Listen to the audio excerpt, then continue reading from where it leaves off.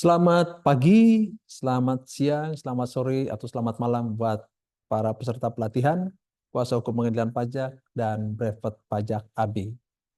Teman-teman semua, pada kesempatan kali ini saya akan menyampaikan satu hal mengenai apa yang sering dan memang menjadi bagian yang nanti akan diperlukan oleh teman-teman peserta dalam konteks sebagai kuasa hukum di pengadilan pajak.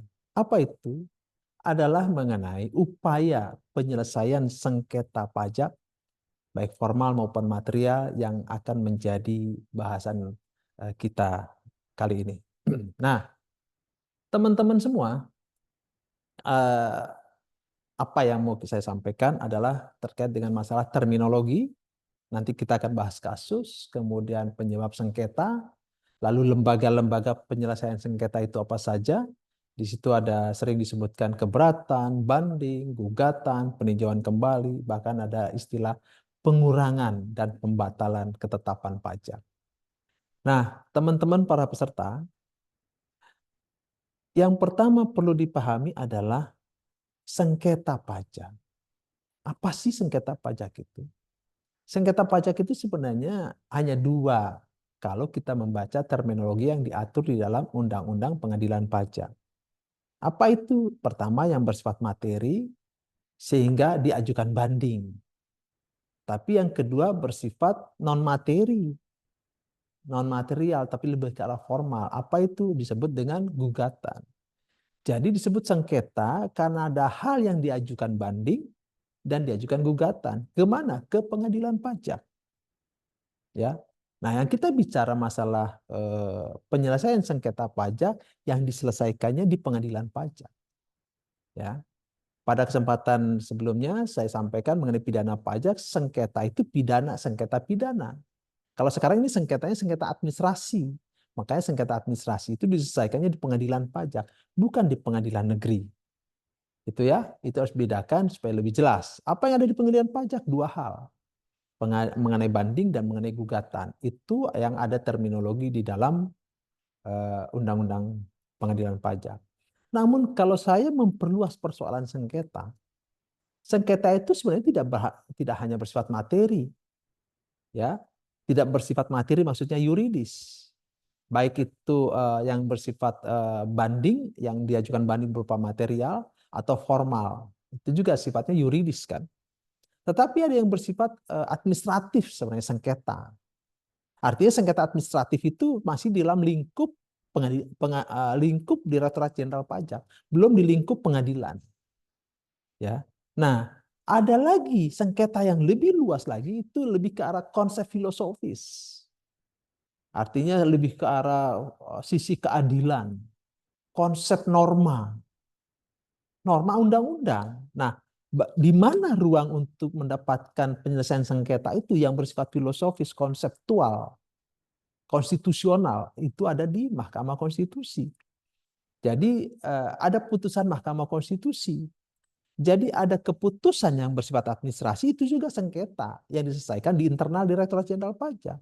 Ada juga sengketa yang diselesaikan di pengadilan pajak yang diputuskan berupa putusan pengadilan, dan ada sengketa konseptual, filosofis, konstitusional yang diselesaikan oleh Mahkamah Konstitusi. Disebutlah putusan Mahkamah Konstitusi. Jadi sengketa pajak itu dalam arti luas kira-kira menjadi sangat besar skopnya. Nah, tiga-tiganya itu menjadi pembelajaran buat kita, khususnya para kuasa hukum, ya, teman-teman yang mengambil masalah kuasa hukum dan brevet. Nah, kita sekarang lebih fokus melihat kepada lembaganya. Lembaga penyelesaian sengketa pajak itu apa saja? Tadi saya singgung di outline-nya adalah mengenai keberatan. Jadi awalnya kan misalnya begini, teman-teman, ketika wajib pajak diperiksa oleh kantor pajak, lalu diterbitkan surat ketetapan pajak. Surat ketetapan pajak itu artinya tagihan jumlah utang pajak yang harus dibayar. Ya, lebih mudahnya saya sebutkan saja, surat ketetapan pajak kurang bayar. SKPKB disingkat gitu ya. Terminologinya singkatannya SKPKB, surat ketetapan pajak kurang bayar. Nanti ada lagi istilahnya, surat ketetapan pajak kurang bayar tambahan, SKPKBT. Tapi ada juga surat ketetapan pajak sifatnya lebih bayar. Disebutlah surat ketetapan pajak lebih bayar. Gitu. Ada juga yang disebutkan surat ketetapan pajak nihil, SKPN, disingkatnya gitu. Artinya sifat hukumnya dari ketetapan pajak itu bisa sifatnya kurang bayar, yang kedua lebih bayar, yang ketiga nihil. Nihil itu tidak lebih, tidak kurang, sudah pas apa yang dibayar, sehingga disebutlah ketetapan pajak nihil. Yang menjadi masalah dalam konteks penyelesaian sengketa pajak lazimnya adalah mengenai surat ketetapan pajak kurang bayar. Jadi kalau saya sekarang menyebutkan SKP, maksudnya adalah surat ketetapan pajak kurang bayar. Karena apa? Yang kurang bayar inilah yang menjadi sengketa, yang menurut wajib pajak seharusnya kurang bayarnya tidak sebesar yang ditentukan oleh kantor pajak. Nah, jadi ambil contoh PTA diterbitkan SKP kurang bayar sebesar 10 miliar. Angka 10 paling mudah disebutkan ya. Nah, saya sebutkan kira-kira angka 10 miliar.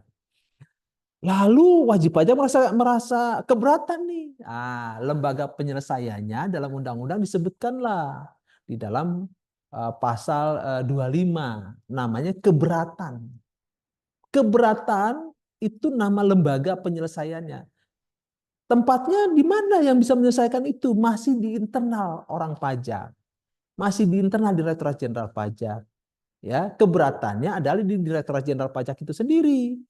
Ya, tapi unit yang menyelesaikannya bukan kantor pajak, bukan kantor pelayanan pajak, tapi Kanwil, atasan dari kantor pelayanan pajak itu sendiri. Unitnya namanya Kanwil.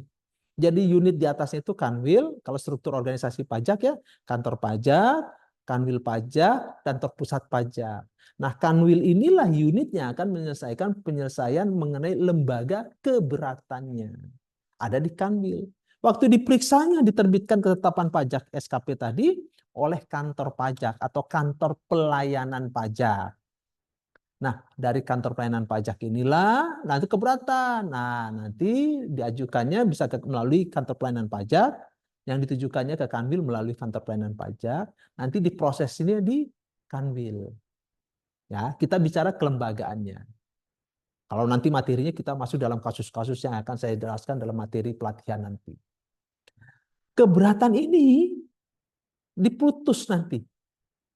Jadi kalau bersifat administratif ada keputusan, bukan keputusan. Keputusan karena sifatnya masih administratif, ya, bukan lembaga peradilan. Diterbitkan keputusan keberatan oleh kepala kanwilnya. Keputusannya apa? Ya bisa diterima sebagian, bisa diterima seluruhnya, bisa ditolak, bahkan bisa menambah jumlah utang pajak. Misalnya dari utang pajak itu tadi terbitkan 10 disuruh bayar dalam SKP tadi, tapi dalam keberatannya bisa menjadi 5 berdasarkan data maksudnya. Jadi setelah diuji data, dihitung berdasarkan peraturan perundang-undangan, oh hutang pajak PTA itu bukan 10 tapi 5. Nah, itu kalau ada keputusan seperti itu. Kalau wajib pajaknya sudah setuju atas keputusan keberatan, ya selesai ceritanya. Gak ada persoalan tingkat lebih lanjut. Upaya hukum apa yang mau dilakukan? Jadi upaya hukum yang pertama keberatan, begitu. Nah, tetapi kan seringkali keputusan keberatan ini masih dirasakan tidak adil atau tidak benar oleh wajib pajak. Sehingga wajib pajak mengajukan lagi tingkatan upaya hukumnya. Dari tadinya setelah ada keputusan keberatan, maka diajukan upaya hukum yang namanya banding. Lembaga banding ini adalah lembaga yang bernama banding ini, lembaganya siapa yang menyelesaikannya? Pengadilan pajak. Jadi sekarang sudah masuk di tahap rumahnya rumah pengadilan, bukan otoritas pajak lagi, bukan kantor pajak lagi, bukan Direktorat Jenderal Pajak, bukan Kanwil, bukan kantor pusat, bukan KPP. Tapi begitu tidak setuju atas keputusan keberatan oleh Kanwil, maka wajib pajak mengajukan upaya hukum ke pengadilan pajak. Mengajukan banding namanya. Terhadap materi utang pajak yang tadinya 10, diputuskan 5. Padahal dalam hitungan wajib pajak pengennya bayarnya cuma 2 gitu misalnya. Nah, dia lalu mengajukan banding ke pengadilan pajak. Harusnya bukan 5 loh yang diputuskan di dalam konteks keberatan, tapi harusnya 2. Nah, di proses itulah nanti diproses materinya oleh pengadilan. Nanti majelis hakim pengadilan pajak akan memutuskan persoalan sengketa pajak itu di pengadilan pajak. Gitu. Nah, itu diatur di dalam norma pasal 27 Undang-Undang Pengadilan Pajak. Kalau misalnya putusan pengadilan pajak itu dirasa sudah adil, nah sudah selesai. Wajib pajak tidak melakukan upaya hukum-hukum apa-apa lagi. Tetapi seringkali atau mungkin saja terjadi putusan pengadilan pajak itu tidak adil. Katakanlah dari 5 yang diputuskan di keberatan, di pengadilan pajak diputuskan tetap 5. Padahal wajib pajak maunya bukan 5 dalam hitungannya, cuma 2 misalnya begitu. Kalau begitu, wajib pajak berpikir, apa ya upaya hukum dalam menyelesaikan sengketa yang masih belum saya rasakan adil, yang sudah diputus oleh hakim pengadilan pajak. Kalau begitu wajib pajak masih ada upaya hukum yang lain, yaitu ke Mahkamah Agung dengan nama peninjauan kembali. Ya, jadi di dalam pasal 77 ayat 3 Undang-Undang Pengadilan Pajak nomor 14 tahun 2002, wajib pajak dapat mengajukan upaya hukum. Apa itu peninjauan kembali? Kemana? Ke Mahkamah Agung. Terhadap putusan pengadilan pajak tadi, terhadap putusan banding yang diputus oleh pengadilan pajak. Nah, tingkatan itulah tingkatan yang paling terakhir, peninjauan kembali di Mahkamah Agung. Nanti putusan dari Mahkamah Agung berupa putusan peninjauan kembali itu sudah berakhir, gitulah. Nggak ada lagi tingkatan mau mengajukan kemana lagi gitu. Ya, ya sudah, harus dianggap adil lah itu semua, apapun yang diputuskannya, gitu. Nah, teman-teman semua, tingkatan upaya hukum dalam konteks lembaga menyelesaikan sengketa pajak ini, jadi yang pertama adalah mengenai keberatan yang diajukan ke Direktorat Jenderal Pajak yang akan diproses oleh otoritas pajak, yaitu Direktorat Jenderal Pajak, dalam hal ini Kepala Kanwilnya.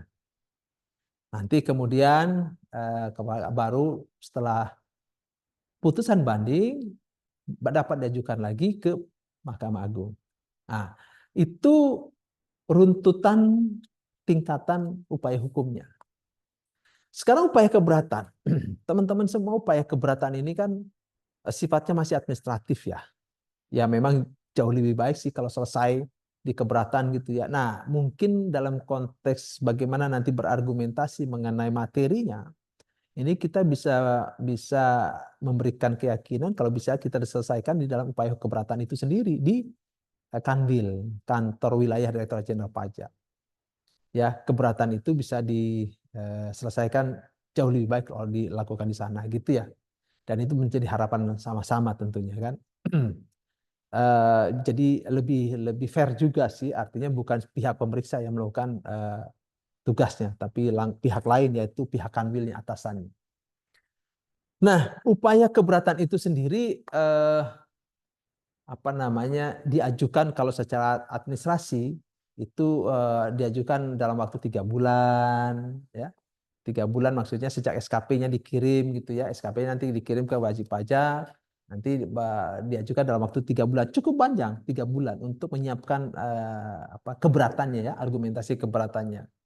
Jadi kalau misalnya ada SKP-nya itu ada 2 atau 3, misalnya SKP itu ada SKP PPh Badan, ada SKP PPN, artinya jenis pajaknya itu ada PPh Badan, ada PPN, gitu ya, ada PPh pasal 21 mungkin, ya, atau PPh yang lainnya, PPh pasal 23. Nah, masing-masing jenis SKP ini harus diajukan masing-masing gitu. Jadi tidak satu surat untuk semua jenis pajak, tapi satu jenis pajak, satu surat ketetapan pajak kurang bayar PPh Badan, satu surat keberatannya. Suratnya satu, surat upaya hukumnya. Ya, upaya hukum keberatannya satu. Nah, begitu kalau ada PPN satu lagi suratnya. Jadi kalau ada 4 surat ketetapan pajak, maka 4 surat diajukan ke kanwilnya, gitu. Jadi karena ada satu ketetapan pajak satu surat. Karena nanti keputusannya juga atas satu surat ketetapan satu keputusan, gitu ya. Administratifnya harus begitu supaya tidak salah, gitu. Nanti tidak memenuhi syarat. Jadi syaratnya itu 3 bulan waktunya satu surat. Kemudian kita harus menjelaskan hitungan syarat. Kita jelaskan hitungan menurut kita wajib pajak yang benar berdasarkan data yang dimiliki oleh wajib pajak.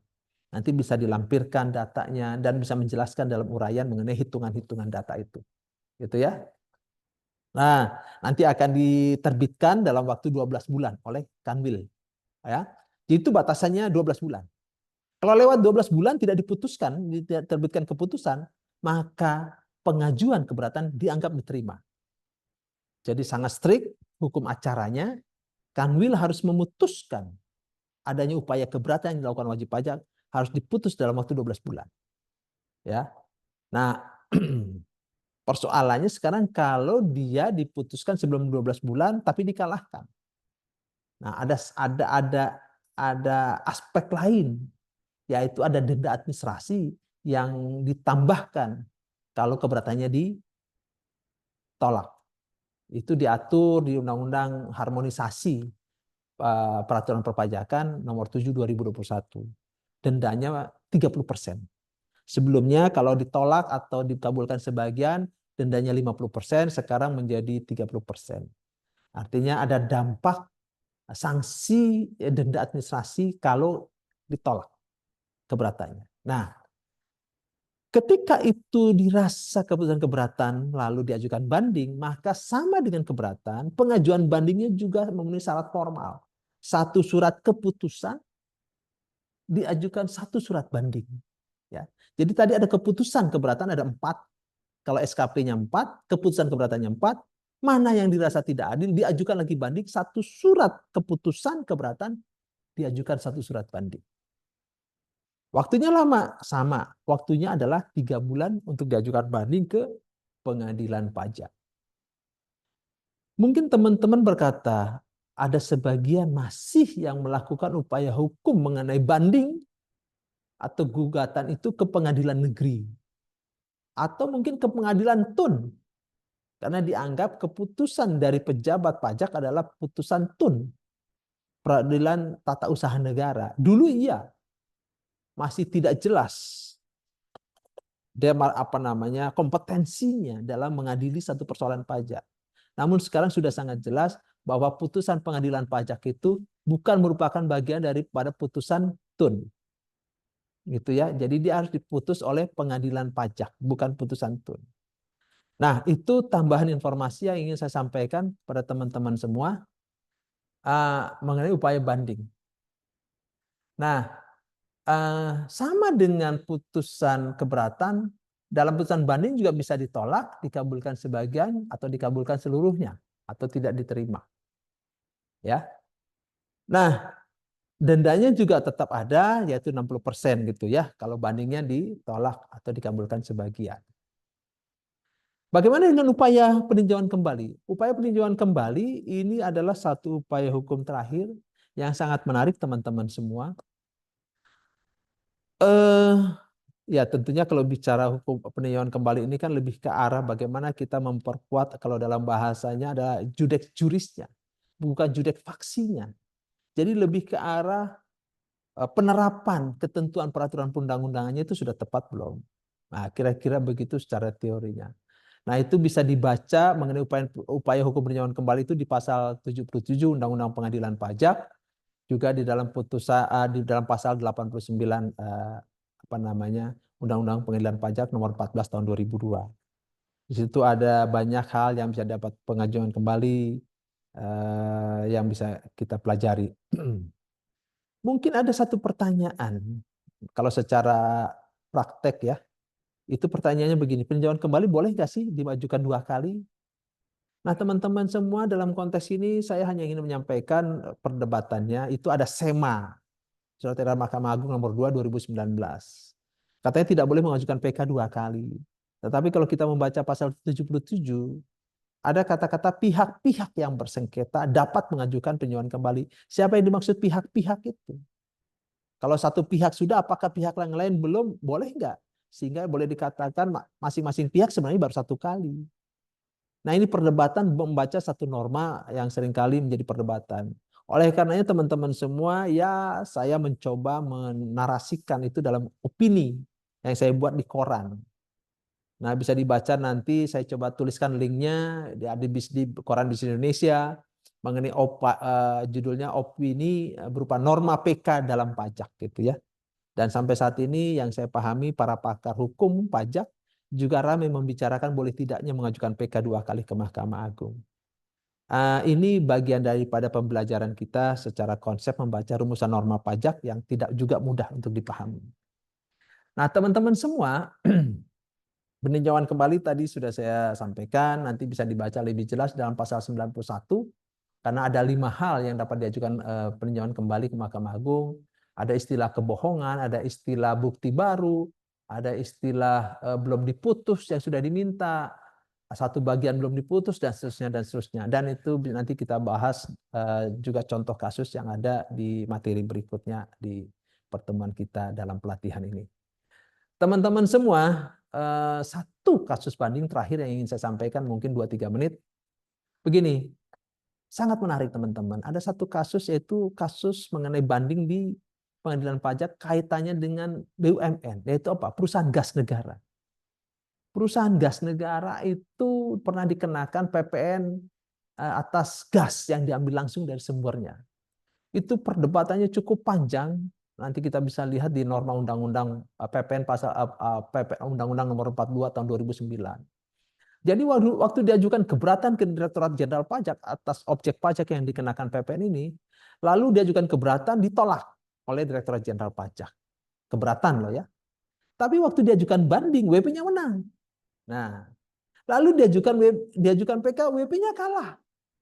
Jadi waktu di keberatan tahap pertama, WP-nya ditolak. Waktu banding dimenangkan perusahaan gas negara. Waktu di pengadilan, waktu di PK Mahkamah Agung itu PGN dikalahkan lagi. Nah, itu ada putusannya, putusan Mahkamah Agungnya dan putusan pengadilan pajaknya nanti akan saya bagikan dan jelaskan lebih jauh secara detail kasusnya di pertemuan kita dalam pelatihan yang akan datang. Teman-teman semua, secara singkat itu yang dapat saya sampaikan mengenai lembaga penyelesaian sengketa pajak dan upaya hukum yang bisa dilakukan untuk para peserta pelatihan sebagai kuasa hukum pengadilan pajak saat ini. Terima kasih teman-teman semua. Salam sehat selalu untuk kita semua.